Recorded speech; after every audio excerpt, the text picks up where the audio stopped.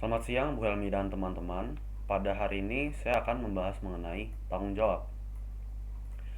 Menurut Kamus Besar Bahasa Indonesia, tanggung jawab adalah keadaan di mana wajib menanggung segala sesuatu, sehingga kewajiban menanggung, memikul jawab, dan menanggung segala sesuatu yang menjadi akibat.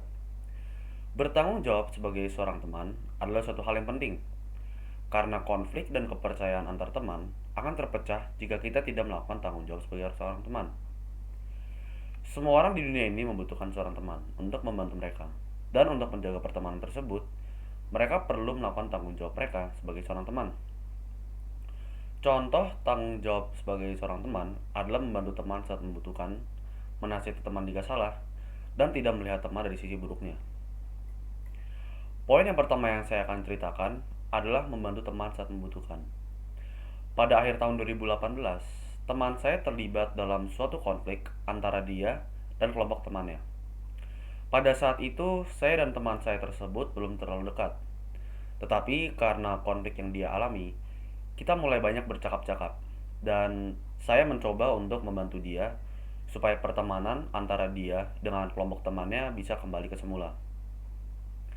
Tetapi konflik tersebut sudah mencapai sebuah titik di mana sudah sangat susah lagi untuk mengembalikannya. Teman-temannya yang dulu suka bermain dengannya sekarang menjadi musuhnya, dan teman saya menjadi depresi. Jadi saat itu saya menemani dia. Saya menyarankan untuk memutuskan pertemanan mereka. Teman saya mengikuti saran saya.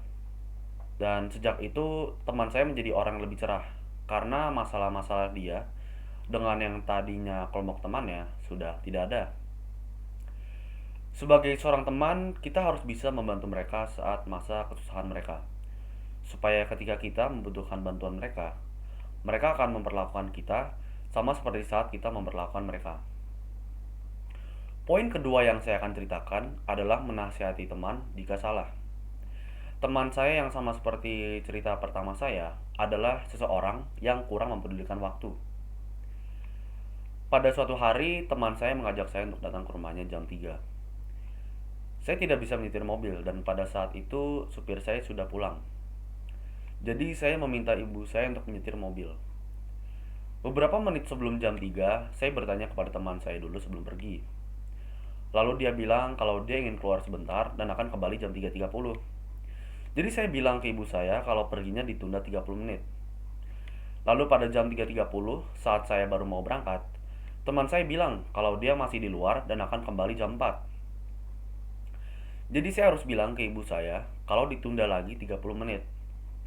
Lalu pada jam 4, teman saya bilang kalau dia masih belum pulang dan ingin saya untuk menunggu di rumahnya. Pada saat itu saya merasa kesal dan merasa kalau waktu saya tidak dihargai. Dan karena itu saya bilang untuk lain kali saja saya datang ke rumahnya. Lalu dia mengejek saya kalau saya orangnya kurang sabaran. Lalu saya menasihati dia kalau waktu untuk orang lain bisa saja sesuatu yang berharga dan tidak boleh dipermainkan. Sebagai seorang teman, kita harus bisa menasihati teman jika mereka salah. Karena jika kita tidak menasihati mereka, maka kita juga akan salah karena kita tidak mengoreksi kesalahan teman kita.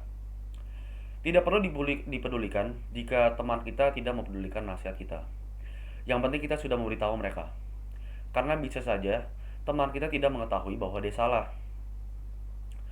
Poin ketiga yang saya akan ceritakan adalah tidak melihat teman dari sisi buruknya. Jadi setelah mendengar cerita saya, bagaimana teman saya tidak menghargai waktu orang lain, bisa saja kalian berpikir bahwa teman saya bukan orang yang baik. Saat itu saya juga merasa sangat kesal karena saat saya menasihati dia, dia tidak mendengarkan nasihat saya. Tetapi walaupun begitu, masih banyak sekali hal baik yang dia lakukan kepada saya. Contohnya adalah dia membantu saya dalam mengerjakan personal project. Dengan senang hati dia ingin membantu saya untuk membuat hidroponik, merekam video, mengedit video, dan juga memberikan saya revisian untuk situs yang saya buat. Dulu dia juga sering membantu saya belajar matematika dan pelajaran-pelajaran lainnya yang saya kurang mengerti. Kita tidak perlu melihat teman dari sisi buruknya. Setiap orang pasti ada hal yang kita tidak suka dari diri mereka. Dan itu adalah suatu hal yang normal. Lebih baik untuk mengasihi daripada membenci. Sebagai seorang teman, kita bertanggung jawab untuk menolong teman-teman kita saat mereka dalam masa kesulitan. Jika kita peduli dengan teman kita, maka kita akan menasihati mereka supaya mereka tidak mengulangi kesalahan yang dilakukan sebelumnya. Kita juga tidak boleh melihat teman-teman kita dari kesalahan-kesalahan mereka yang mereka lakukan sebelumnya. Karena kesalahan adalah suatu hal yang normal. Tidak ada persahabatan yang sempurna di dunia ini.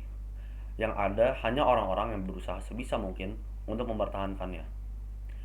Kutipan tersebut adalah dari Wina Effendi. 3 cerita yang saya berikan tadi adalah mengenai orang yang sama.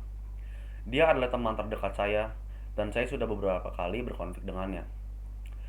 Tetapi walaupun begitu, persahabatan kita tetap utuh karena kita saling menghargai persahabatan yang kita miliki.